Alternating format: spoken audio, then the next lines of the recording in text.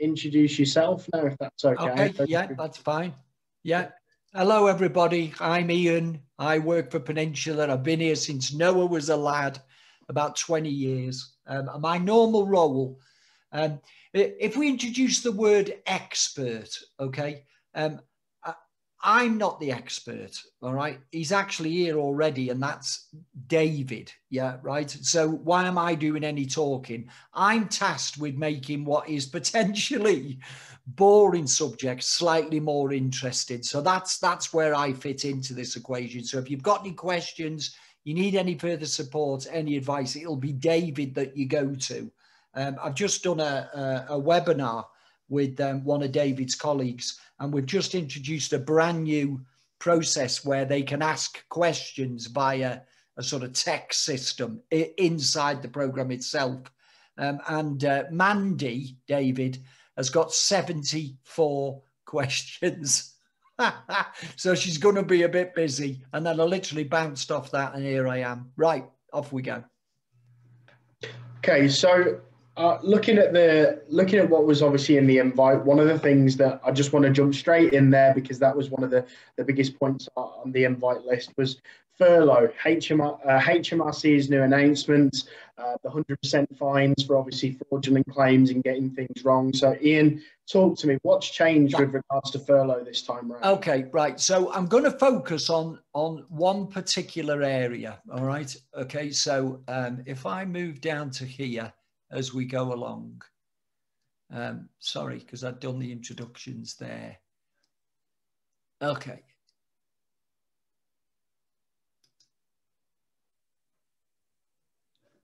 I beg your pardon. Sorry for the slow start there. Right. Okay.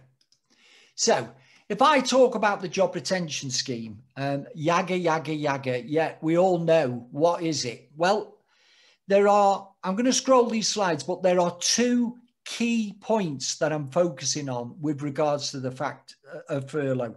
So this time last year, there was no such thing as furlough. It did not exist in UK employment law, all right? And now we've got over 2 million employees on furlough, all right? And all those businesses, you guys that sit behind this trying to administrate it. When it was launched, it was emergency funding. We needed to get something out there as quickly as possible. And the decision was made to use the HMRC as that mechanism. And this is going to become more important as I go into it. But when it was launched, there were no checks and balances introduced whatsoever. So you didn't make a claim and then somebody checked off that you were entitled to it and then sent you the money. And that's the situation today as we speak. You make a claim, they process the claim, and they send you the money, okay? So what? Well, the so what is that everybody I talk to on this platform has been under the misconception that that means that the claim's been validated, that you were entitled to that money. Not true, okay? The validation process is going to be retrospective, all right? And it's a shifting platform, but I'll give you where we are up to now, all right? So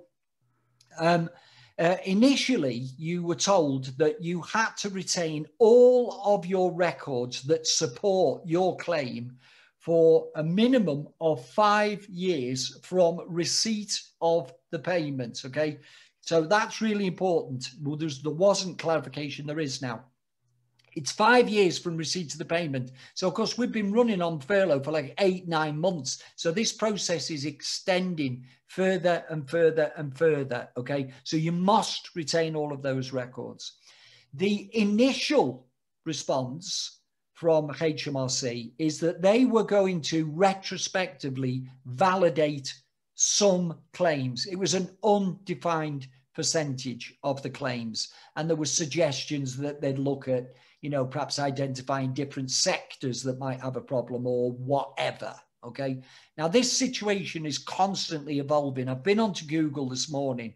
The latest figures from HMRC suggest that there is a potential £3.4 billion overpayment, okay? Now, that's a lot of money, 3.4 billion. And in that context, from the beginning of November of last year, HMRC started to send out 3,500 letters per week, some of them to our clients that we've been supporting, asking for all the documentation that supports their claim to be forwarded to them so that they could retrospectively validate that claim. Okay. Now, in there has to be a what if scenario. Okay. So let's take the scenario that you've made a genuine mistake. Okay. And I'll talk about how an example of that might happen in a moment.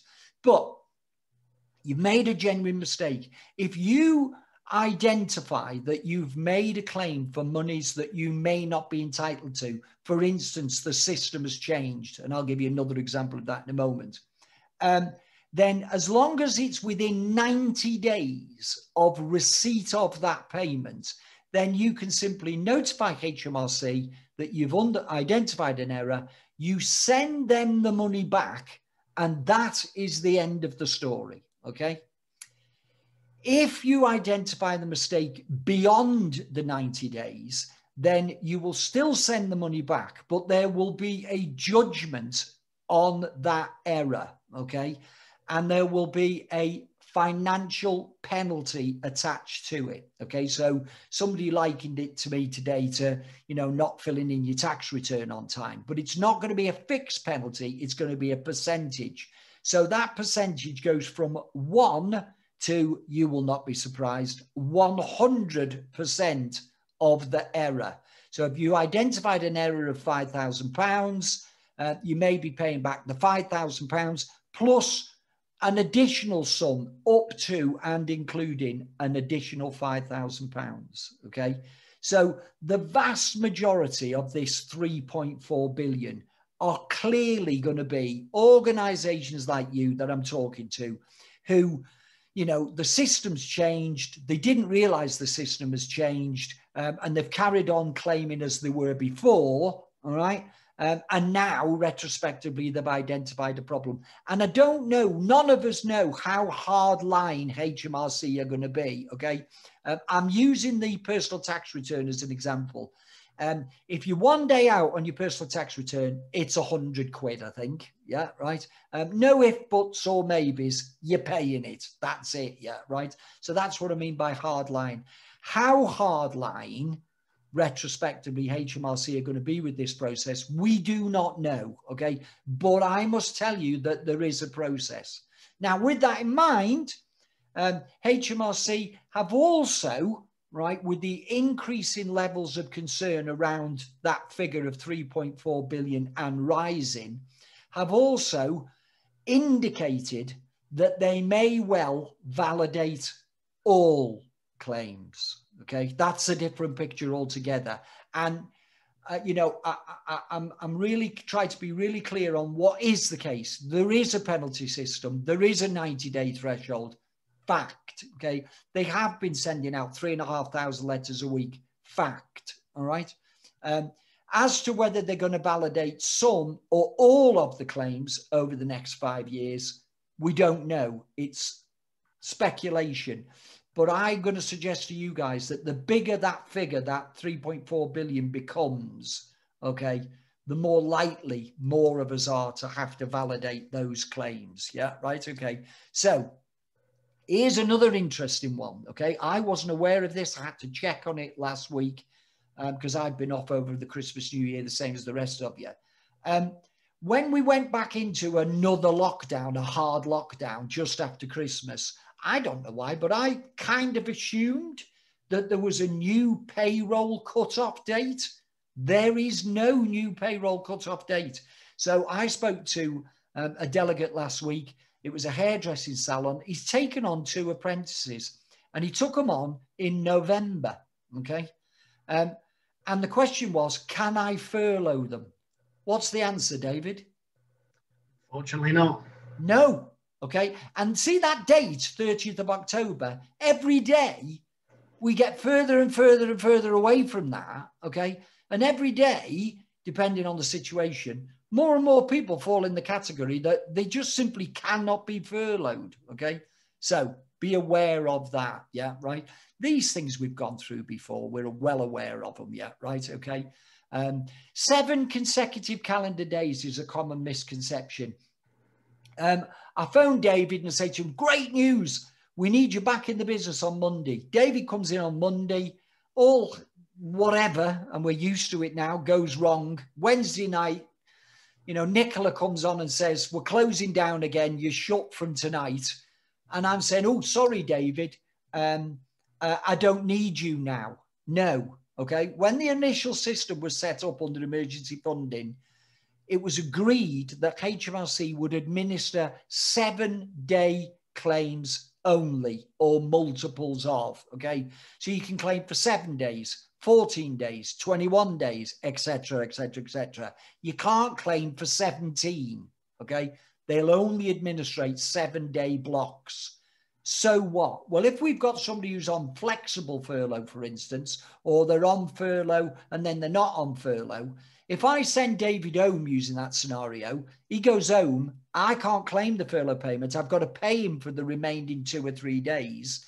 And then for a whole week, he's blocked out of my employment diary and I cannot bring him back. So as we move forward, as we move into this, releasing of the lockdowns, be aware that it's in 7-day consecutive blocks, because it's caused all sorts of problems for our clients. Okay. Extended to the end of April, at least, that we know of. Just want to quickly add to that as well, Ian, if you don't mind. Of course. Just on that, obviously a lot of our clients have benefited from us drafting things like their contract of employment, their employee handbook, so they've got some sort of clauses that protect them from that.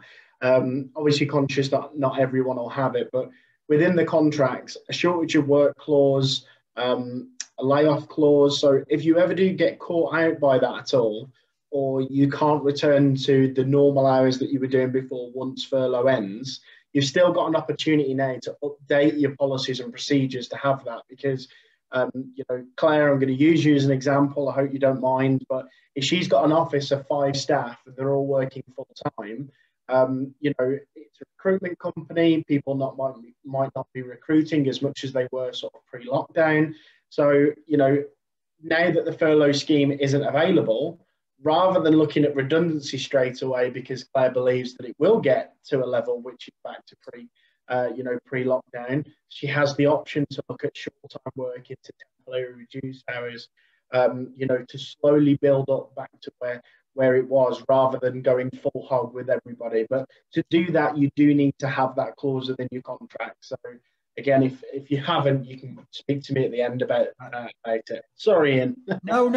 I think that's a great point, and I just want to add to that. Right, on a personal level, it's not my role to sell you our services or whatever. But what would a guy with 20 years' experience in employment law and health and safety, and prior to this ran my own business, what would I be saying about all of this?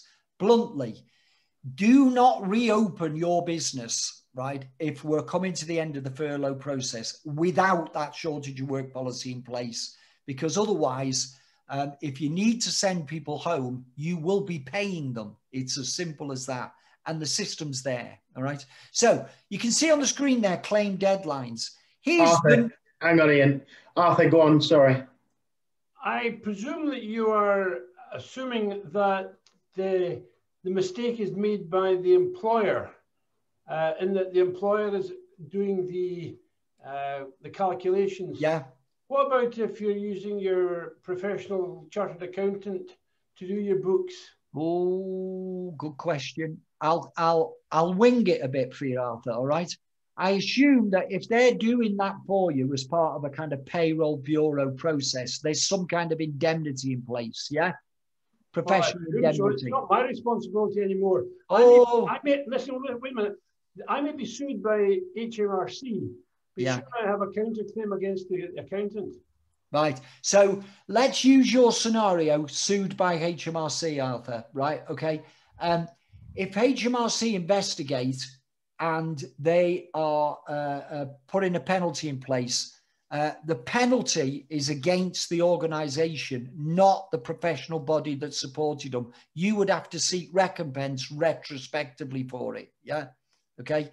And let me add to that, Arthur, and then I'll come back to check I've followed it up. Can you see on the screen here, claim deadlines, right? Let's do a quick straw poll here. I can't see everybody, David, but you probably can. Put your hand up if you knew that there were claim deadlines. Arthur's looking at the screen now. Did you know, Arthur? Yeah?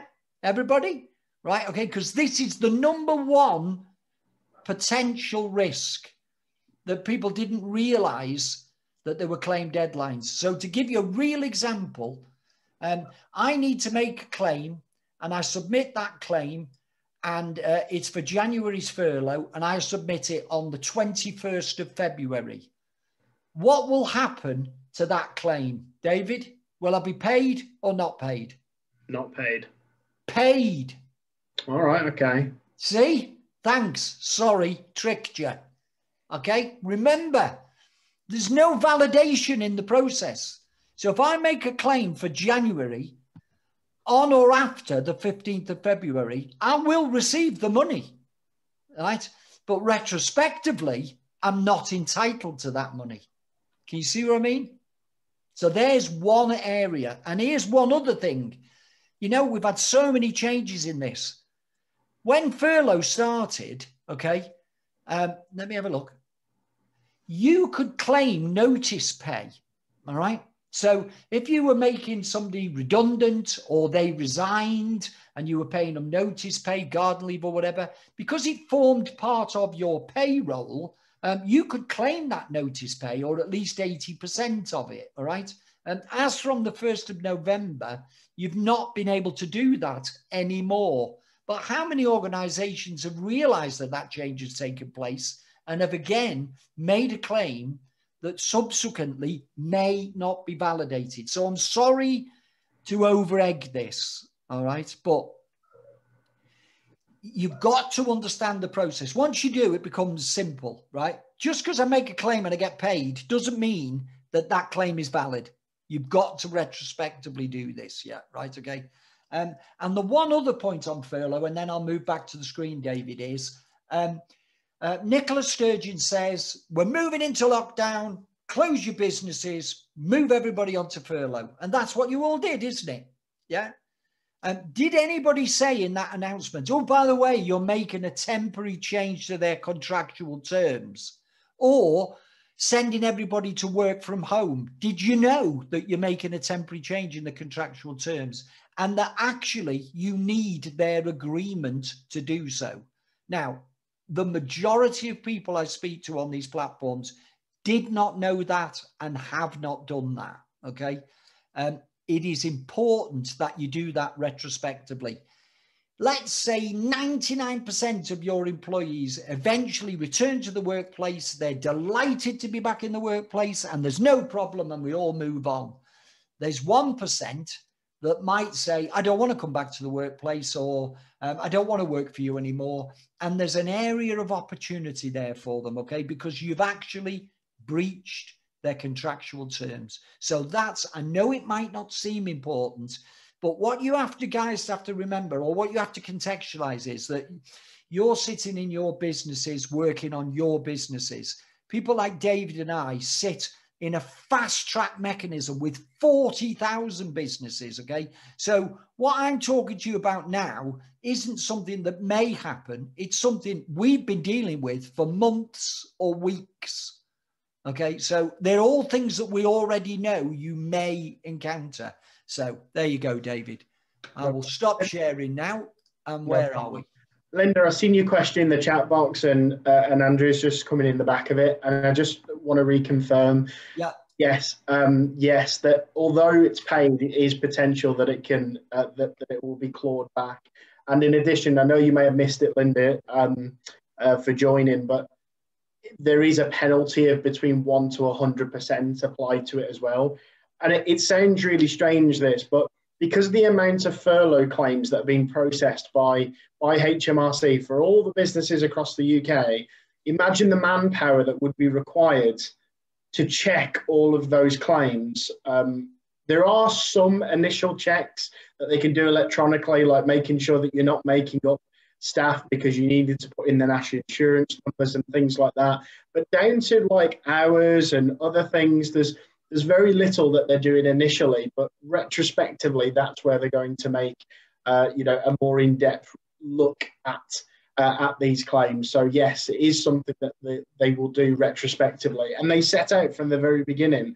5-6 years on, they're going to be checking these, and that's why we thought it would be good to have this as one of the main areas that we would cover in this event. So summary. It's not pre-validated. Make sure you've got your records. Secondly, if you're changing people's contracts of employment to put them onto furlough or getting them working from home, you need their agreement. It can be done retrospectively. David can take you through the process. Okay. Moving on. Business interruption insurance. I'm expecting a smile or a laugh from Emma. There we are. I'm going to quickly talk about this one, guys. First caveat, I am not an insurance broker. We're kindly joined by one today, which I'm sure can help or give you some assistance with that. But essentially, one of the things that happened on the 15th, there was a Supreme Court judgment ruled whereby a lot of insurance companies were not paying out, as you know, on business interruption insurance for various reasons, depending on what you had in your various policies. And it would be impossible for me to say to any one of you on here to say, yes, you would be entitled to some compensation. However, initially, all these claims were typically ruled out. It's expected that around 370,000 policyholders in the UK are going to benefit from this ruling, so that if you had business interruption insurance, and potentially if it had some coverage under that for the likes of pandemics, things like that, you'll have to go and speak to your insurance broker to find out absolutely. Remember, your insurance broker works for you, not for the insurance company. I hope I'm right in saying that, Emma. So they're doing the best, obviously, by you. But insurance companies are not going to, come knocking on the door like PPI and say, oh, here you go. So if you did have any form of business interruption insurance, and I'm not even going to ask if you were affected by the pandemic, because clearly everyone was in some sort of way. It is something that you can go and speak to your insurers about. There's a potential of 1.8 billion expected in payouts. Insurance have said anyone that made a claim that was rejected, they'll go and proactively contact those policyholders. But I know a lot from speaking to a lot of businesses that were told by the brokers or other people or other businesses that no, you're not going to get anywhere with this. So we're not. What I'm not saying, to make it very clear, is that now you'll have a successful claim. It really depends on what you have in your policy. But there are a number of policies out there that now, with that Supreme Court judgment, that may now be payable. So it's worth going to have that conversation, with your broker and checking that out. Okay, guys, if there is any questions about furlough, the HMRC fine, or anything else, please unmute. Please put your question in the chat box. But so far, so good. Okay, good stuff. The next thing I want to talk about, implications of home working, Ian, and sort of returning to work thereafter. So what are the implications of businesses over this period having staff working from home for so long? Okay, so I'm going to do the same kind of format in that I'll put a load of stuff up on the screen. You can ask questions about that. But what I'm going to do is focus on the core issues or the core errors, if you like. Okay. But before I do that, David, okay, I've got some news. All right. Some of you may or may not have picked up on a rather obscure piece of news yesterday. But the TUC, okay, have written to Parliament asking them to consider, all right, whether they can introduce a temporary statutory right to furlough, all right? And it will be in circumstances around problems with childcare. So I'll drop that bombshell on you. Okay. So same format as before. This is not happening. Okay. It's not a fact. I always like to distinguish the facts from the speculation, but there is a discussion now about, as we start to move back into the workplace, if parents have a problem with childcare arrangements, the TUC is suggesting that government consider the automatic statutory right to a statutory furlough payment. Yeah, right. So that's an interesting one to keep your eyes out for. Yeah, right. Okay, so let's go on to share. Let's go here, share that. All right. Okay. And go from there. Right. So working from home. Oh my goodness. Everybody should work from home effectively if they can do so. So I'm going to cover this off in general points, but what's happened with that? All right.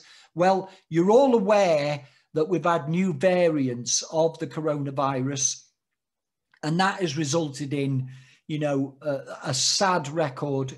I think it was yesterday, the highest number of deaths in the UK, 1,610, increase in levels of infection. All of our health services are under intense pressure, and our parliaments literally cannot lock us down any further, all right?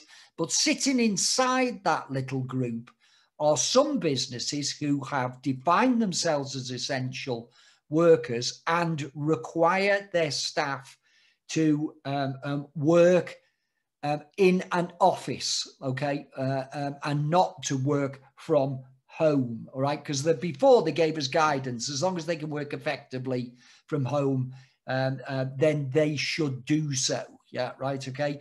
That line is hardening every day, all right? And over the last couple of weeks, our clients are coming back to us where they're having phone calls from the health and safety executive from their call centres. You still have staff in work, yeah, right. Some, not that I'm aware of, but some may result in physical visits to the premises. So if I use, God love him, Arthur, as my example, yeah, I'm coming along.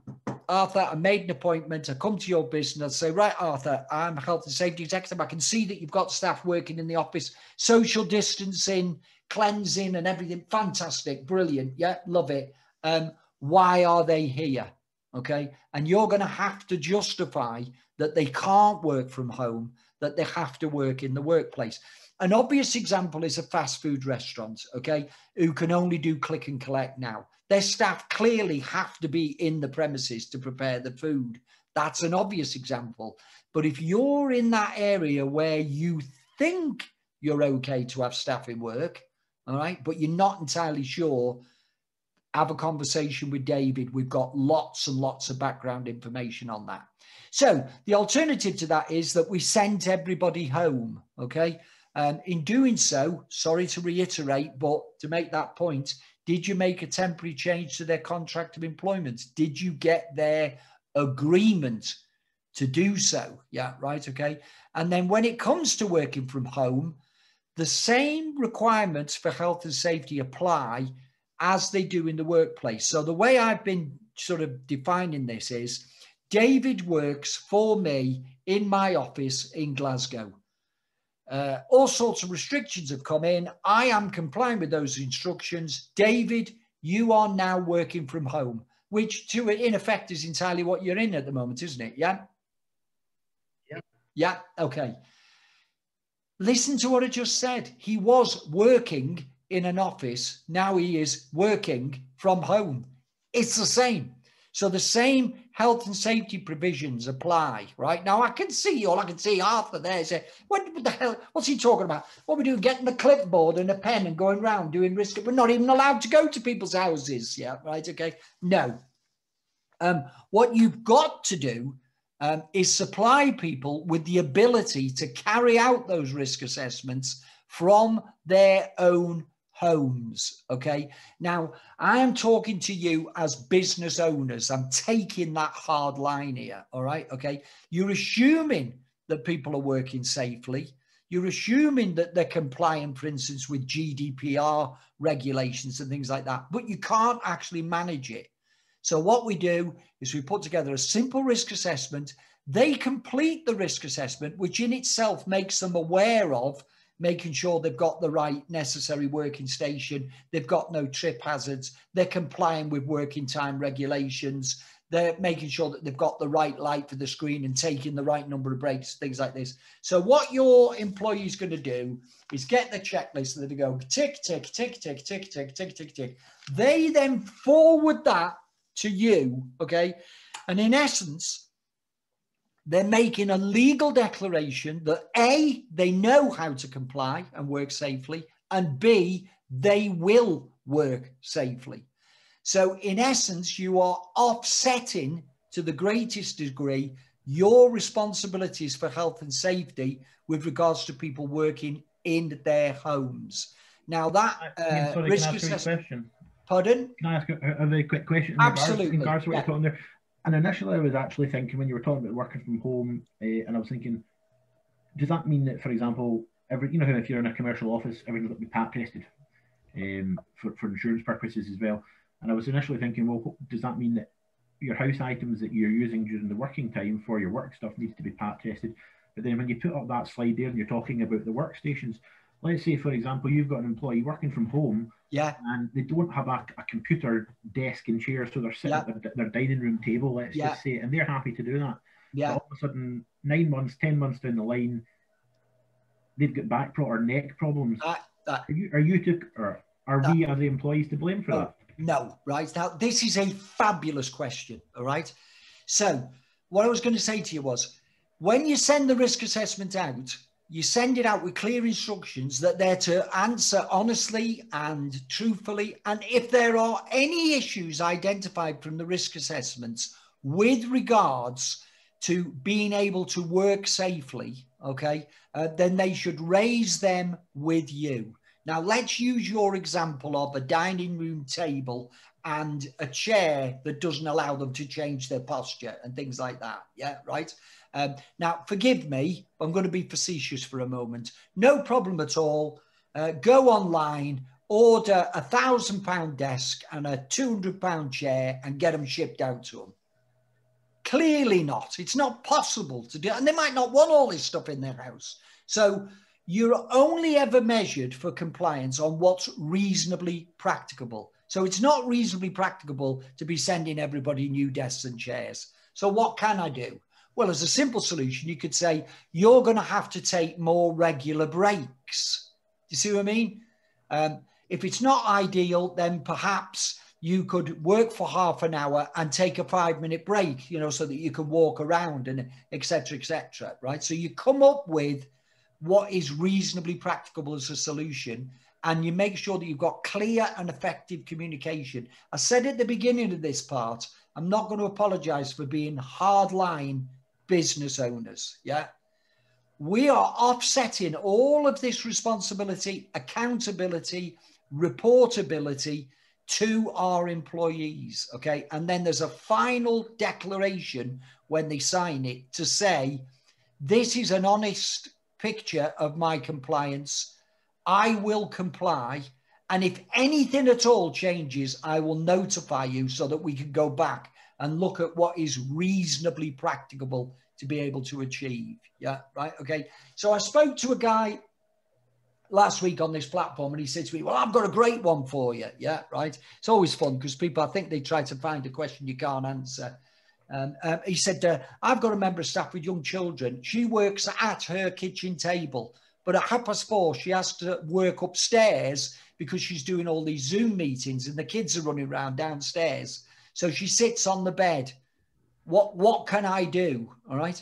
And I know offline, one of my colleagues went through it with him and spoke to the health and safety team. And in the end, that business owner decided to make the decision that the individual would take a slightly shorter lunch break and would finish work at 4:30. In other words, they were saying to him, you do not continue work going upstairs, sitting on the bed with a laptop.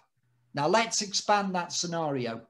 They go, oh yes, yeah, absolutely, fully understand that. Then they decide yeah, right, to carry on working and work and whatever, yeah, right, okay, you cannot be responsible or accountable for that because you've got your paper trail that shows that they knew what to do and said they would.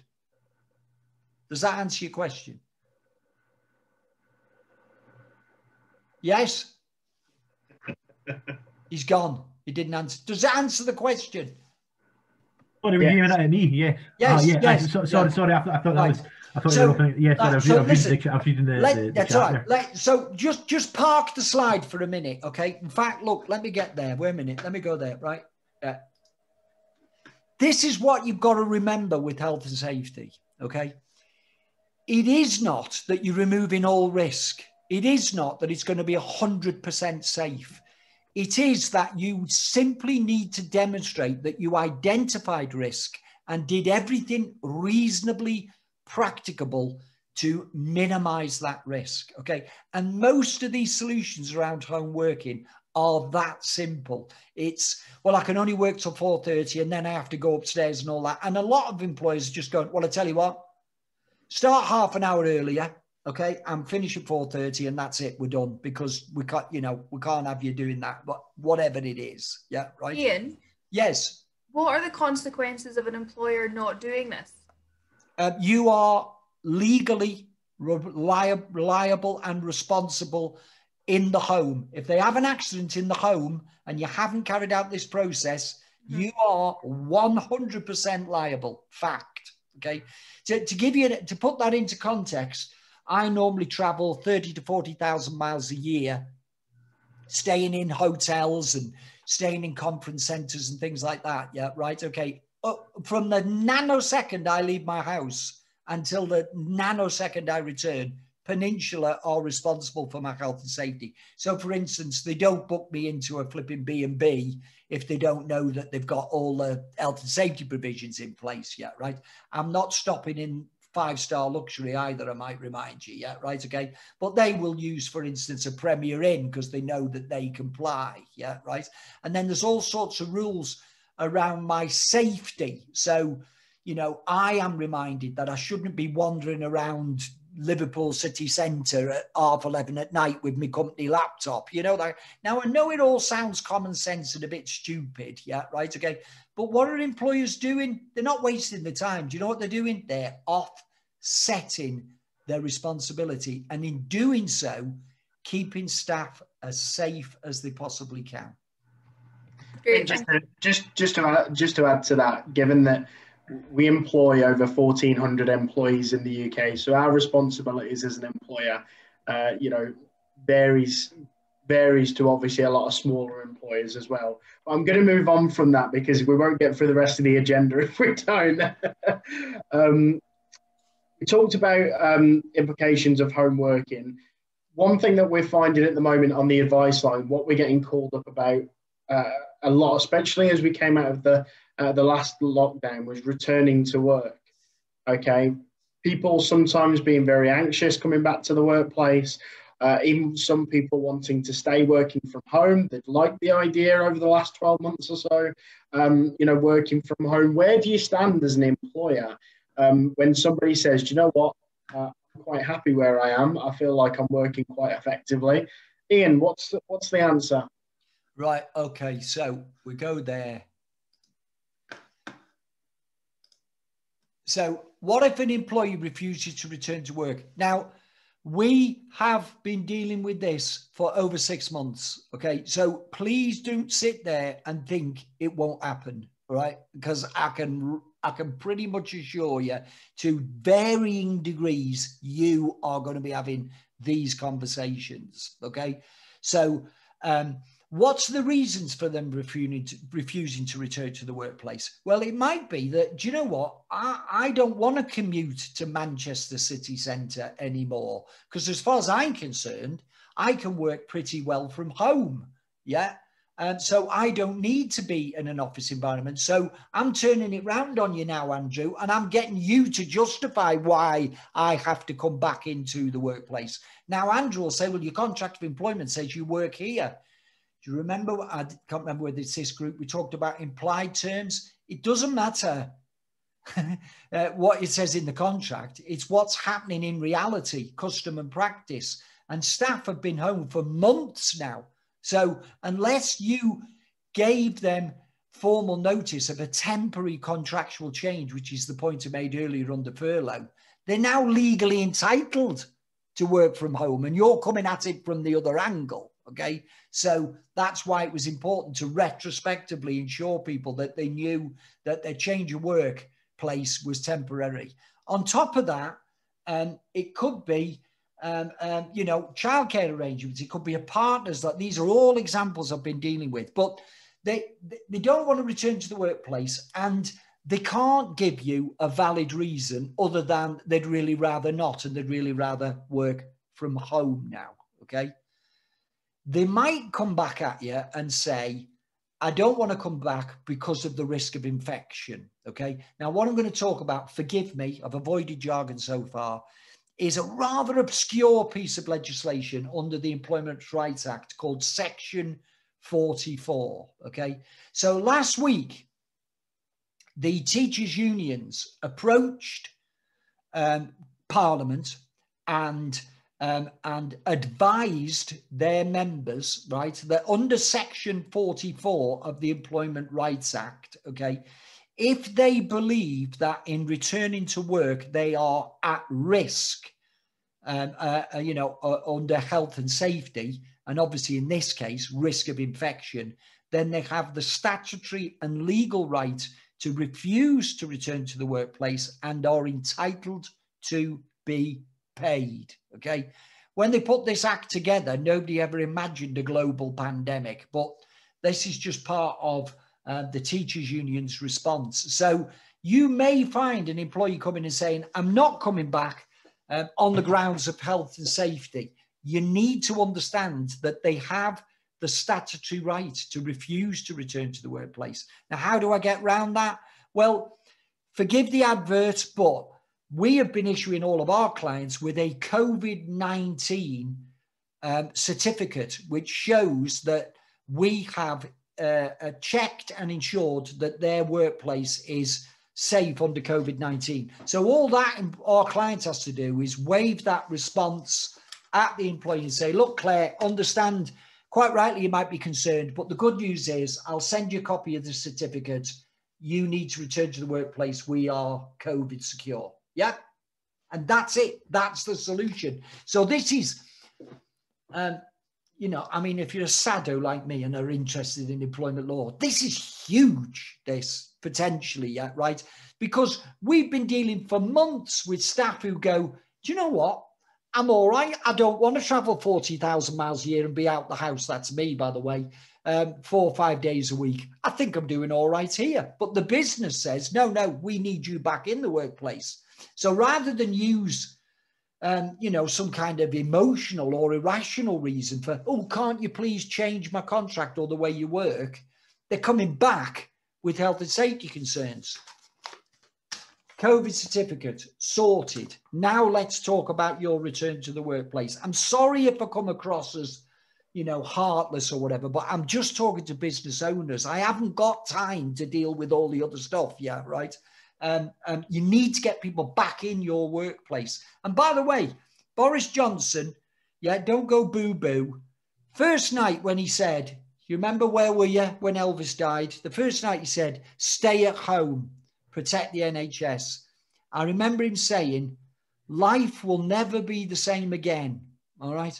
And we have seen so many examples of this now, where businesses are coming to us, clients are coming to us and saying, do you know, I kind of would like to change the way people work so that there's a mixture of working from home and working in the office. Do you know, I'm kind of wondering why I'm paying this expensive lease. Yeah, right. Et cetera, et cetera, et cetera. So there's positive news here. There's all sorts of ways that you can permanently change people's working patterns. Because you've got the justification that they work from home because they've been doing it for months. All right. Okay. Now, if we get past the COVID-19 health and safety, sorry, Claire, get yourself back into the workplace, and you're still refusing to return to the workplace, then the next question is, can I force somebody back into the workplace? And if they don't return, can I stop paying them and consider disciplinary action? I'll pause for a second while you all consider that. Answer, yes. Okay, but proceed very, very carefully and talk to David. But we're already doing this. We're already into these processes with some members of staff. What we found is that they misunderstood the process. That's one way of putting it. And when they were told that, well, actually, if you don't return and without a valid reason, and I have a valid business cause for it, you're in breach of your contract and you might lose your job, we're getting people back round the table and starting another opportunity for compromise. How's that, David? Spot on. Thank you very much. I suppose what comes into that now is, again, this is maybe not something that you may not plan to do this yourself. You may not, it may not be something you want to implement straight away. It may be something you never want to do. But again, we're starting to get these questions flowing through now. Yeah. See the questions that have come up. I know they're all having a bit of a laugh and a joke, but yeah, it's a flavour. I'm paying £300 a month for an office. Do I need to pay £300 a month for an office? Yeah, right. If I had some money, which I don't, David, I would not be buying a commercial office premises just at the moment, because I think there might be quite a few coming on the market in the near future. Yeah. Yeah, we've changed. It's changed. Yeah, right. If I'd have gone this time last year to Peninsula and said, why do I have to go to Inverness on a plane? Can't I just do it over the internet? They'd have laughed at me, wouldn't they, David? Yeah. I can tell you now that this is a core part of my role going forward. And there's no way Peninsula's paying for me to fly to Inverness. Yeah, right. Glasgow, bad news, David. I can still drive there, so I'll still be doing it. You've just done Claire out of a sale there for a small office. Never mind. Sorry. Yeah, go on. Yeah. Sorry. Look, before I move on to some really a juicy part of this, which is COVID-19 testing and COVID-19 vaccinations. We'll get there, I know. Before we get there, is there any questions about so far what we talked about? Anything else that someone wants to talk about? Any other questions? Yeah, I had one about redundancy and furlough. I thought it might have got answered, and it might have been, and I just wasn't paying attention. So apologies if it's already been answered. But no, we've not spoke that much about redundancies, in fairness, Emma. So feel free. So I have a colleague who was made redundant, and has been taken off furlough. And realistically, this was probably back in October, maybe November. And I think, I don't know, is there a time frame in which you can bring somebody back to put them on furlough if you've made them redundant? I know that there was a lot of talk about that, especially in the hospitality industry, where people got redundant and then realised that they could still claim furlough, so people brought them back. There was a reason why he got made redundant, which wasn't to do with COVID. He's actually the boss's stepson, so he might potentially be interested in trying to come back so that he can go on find a job. Is there a time limit on when you can bring somebody back to be able to claim furlough? You okay if I answer? I'll take this one, Ian. Okay. So there's a couple of things that you want to consider here. First of all, you mentioned there that the reason for redundancy was nothing to do with furlough. Nothing to do with COVID-19. Furlough is obviously something that was put in place specifically for supporting businesses that have been impacted by the virus. So on the first grounds, what you're saying there, we're on a little bit of thin ice there, because you're saying, actually, it's not to do with that. Mm-hmm. Second, what that may pinpoint to me as well is that they may be able to bring them back onto furlough, but when this ends in April, that they may then go through another redundancy process again. They would be able to approach HMRC, they would probably be able to secure the money, but retrospectively, if that claim is analysed and they see, because they'll be able to see it from the national insurance and pay record, so hang on, you made them redundant at this date, you brought them back on just to pay them furlough, but they never did anything again, very likely that's going to be one of those claims that will come with a penalty. Fair enough.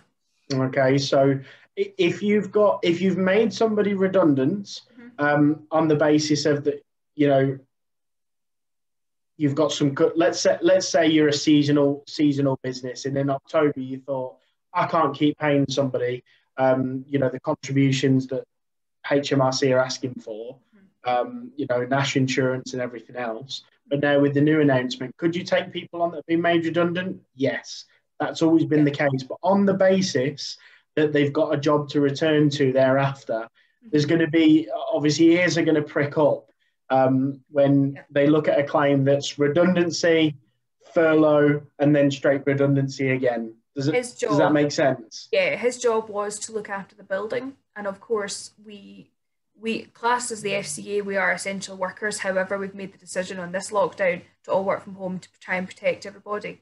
But from July to December time, we worked in the office. So that's why he was furloughed, and there was a reason for him to be furloughed, and he would have had a job and could have come in, but we didn't bring him back. So he got made redundant because we thought, well, we don't know when we're going to go back to the office really. We don't know if there's a full-time role there for him. The job still very much kind of needs done. But yeah, so I don't think he's necessarily been brought back. It was just, it came up in conversation the other day about him potentially coming back. So I wanted to figure out what the legal side of that would look like. So that answers the question, David. Thank you very much. Okay, so great news. Okay, this is an example of where David can get you directly speaking to our advice line, and we'll give you the absolute specifics on it so you can make an informed decision.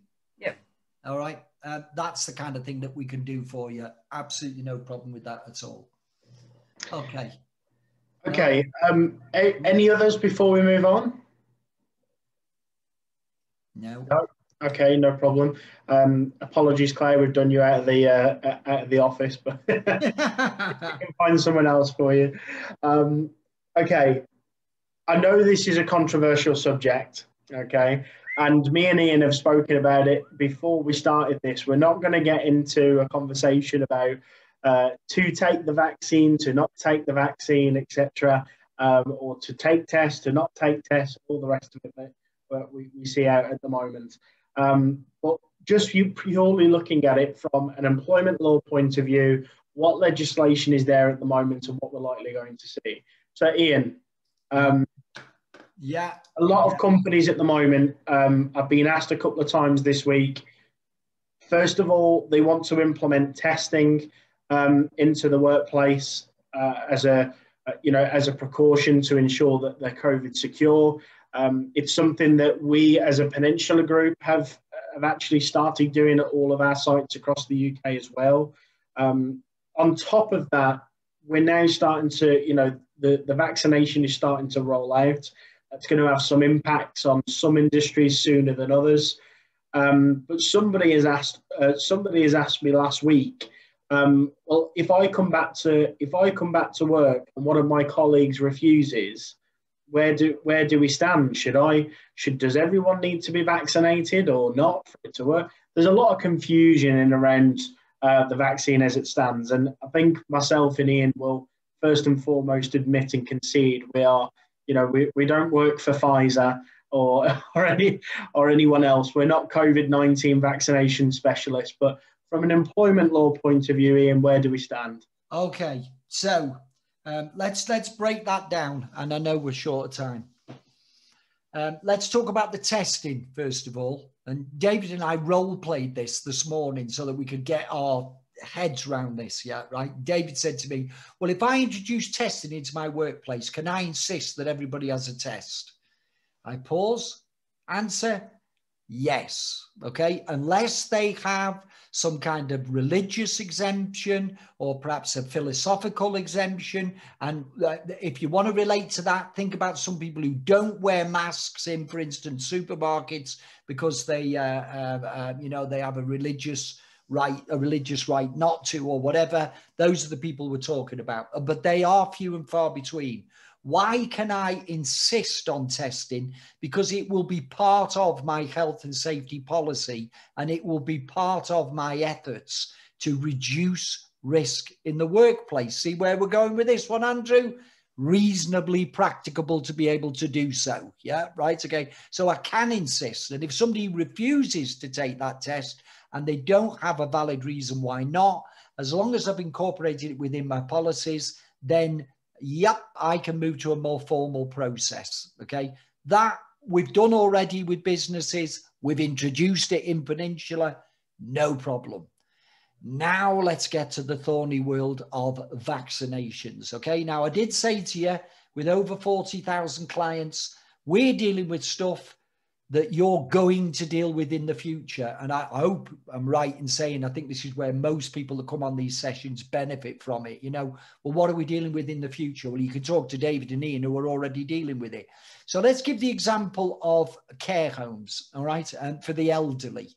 All of the staff there have already been offered the vaccine, okay, or the vast majority of them, or they have an appointment for it. Yeah, right, okay. So we're there already with care homes owners coming to us and saying, can I insist that people have the vaccine? Well, there are all sorts of kind of exemptions to that. All right. Okay. You know, as we talked about with the testing, but if it's simply a matter of choice and they don't have a valid reason for not taking the vaccine, you would imagine that you could insist that people take the vaccine. Right now, there is no legislation, no guidance, no rules. So if the question is, can I insist people have their vaccination if they are an employee? Answer, no, right now. But this situation, and why that's why David talked about it being so hot and thorny and prickly, yeah, right, is we're right there now. So Care Quality Commission or your equivalent, the CQC, are already working on this, and it's their intention to bring it in as part of care home compliance, that all of their staff have the vaccine, okay? And once they've done that, then I can go to David retrospectively and say, I'm sorry, David, but you have your, you know, checks for whether you've got a criminal record or anything like that. And we're now incorporating COVID-19 vaccine within that system because we've been directed to by the Care Quality Commission.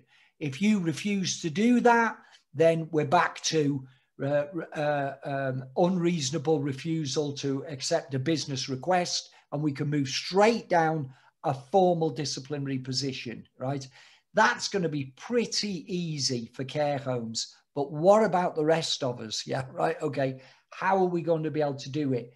I am sorry, genuinely sorry, that I can't shine any light on that. All right.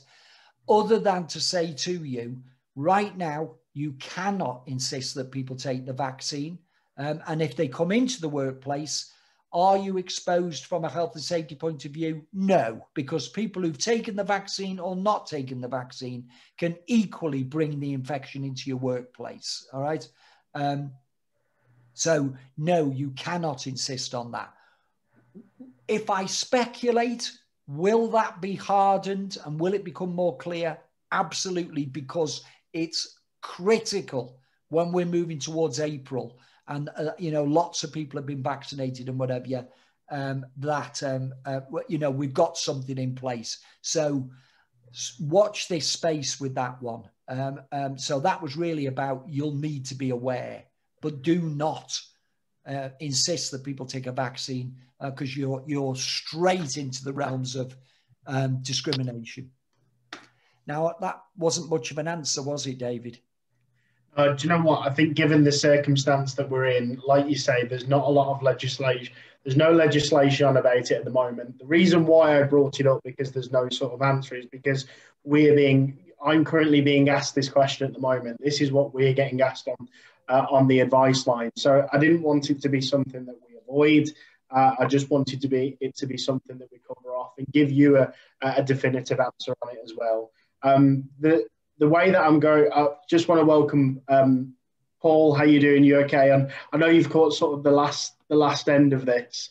Yeah, sorry about being late. I've been having IT problems today, so I had to get somebody to remotely access my PC to look at it. So it's fine. I'm going to come on to Q&As and I can sort of run through sort of the main things at afterwards if you have some time. But the last thing I want to finish on is the changes in national minimum wage. This is going to be a quick 2-minute update.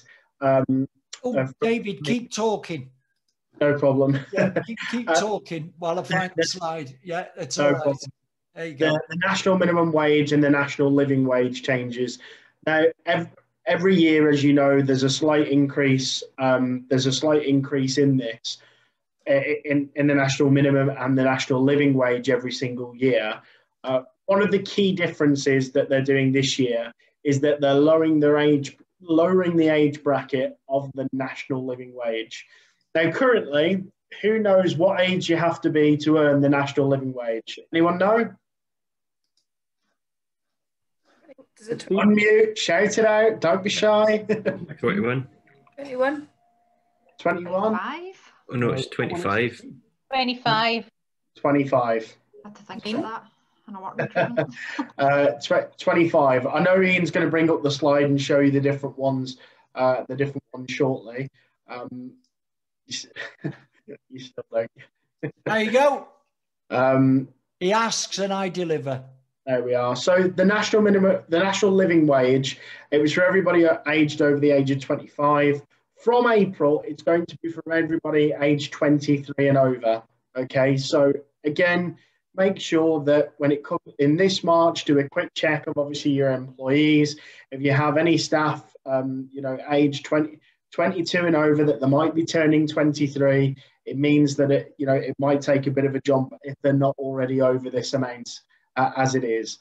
The increase on the national living wage is going from $8.72 to $8.91, but of course it'll be a bigger jump for those aged in that 23 to 24 bracket just now. Okay. Yeah. So trying to keep it positive, David, but I can't. Okay, so forgive me. But the camera's gone in. There we are. Trying to keep it positive. But I'm just trying to talk real world with you guys. Last year, there were 141,000 employment tribunal claims. There were 760,000 wages claims dealt with by the tribunal board, but there's no court case. Okay, yeah, right. So it's something that runs in the background. Why am I saying that to you? Because if David gets approached by a non-client, I've got a problem, I've got some tribunal papers, or I've got a wages claim, yeah? They're focused on the wages claim. Maybe it's a couple of £100 or something, and they're thinking, oh, I'll just pay the couple of £100. But the approach has been made formally by ACAS or by, some kind of no-win, no-fee legal support. I am repeating myself, but it's worth doing, yeah, right? Once you get into a formal legal process, there's no way these organizations want to settle on a minimum wage claim. Yeah, right. You give them access to your policies and procedures. So if you've not updated them, if you've got some processes that, might be historic or whatever, they're going to be looking for all the gaps in your processes, okay? And they will be looking for financial penalties associated with them as opposed to a formal tribunal. Yeah, right? That's the kind of context that we work in, isn't it, David? Somebody comes to David and says, this joker says I owe him a week's wages. We're immediately thinking, right, where are we in this process? Has he just sent you an email, in which case we can sort it out? Or have you actually got tribunal papers? Because it ain't about 1 week's wages when we're in the tribunal papers. Yeah. It's about making sure there's no such thing as employment law police. Nobody comes, employment law police, can we check your policies and procedures? But when we move to a formal tribunal process, that's when everything has to be lined up. So I know it might not seem important to have all your policies and procedures in place, but we're going into a situation of change and flux. So get it right. 149 companies named and shamed in January for failing to pay national minimum wage. I'm going to take a bet that 148 of them had just made a mistake. Okay. They're not cheating people out of their wages. Staff would be at them on a weekly or monthly basis, wouldn't they, David?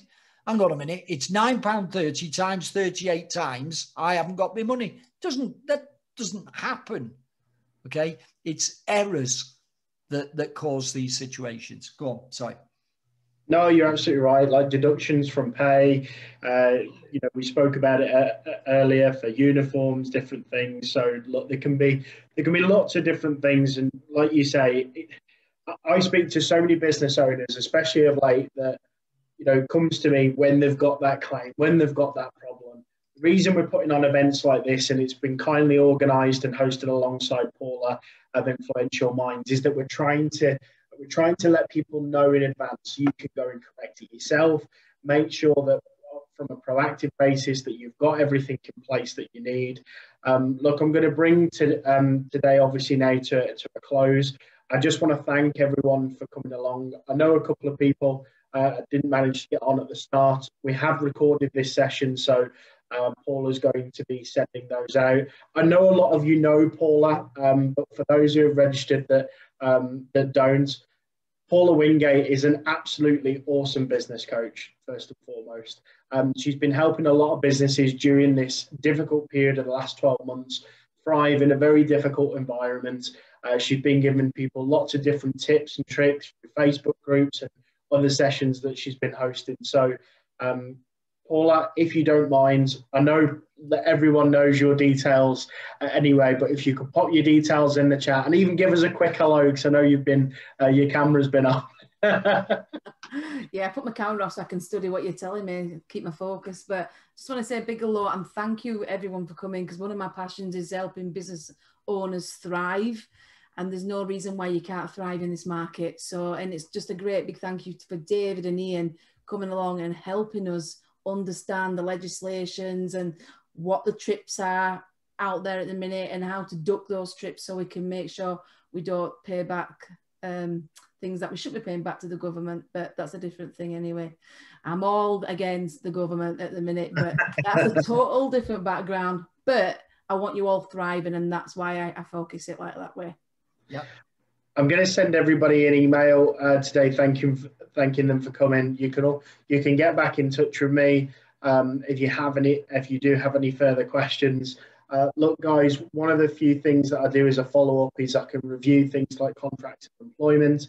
If you've got a particular issue or a problem that maybe you don't want to discuss in an open forum, you can come and speak to me on a one-to-one basis. Before I close up, guys, I hope that you've enjoyed some of the content we put out there today. I know employment law and health and safety is never the most exciting of subjects, but we try and make it as interesting as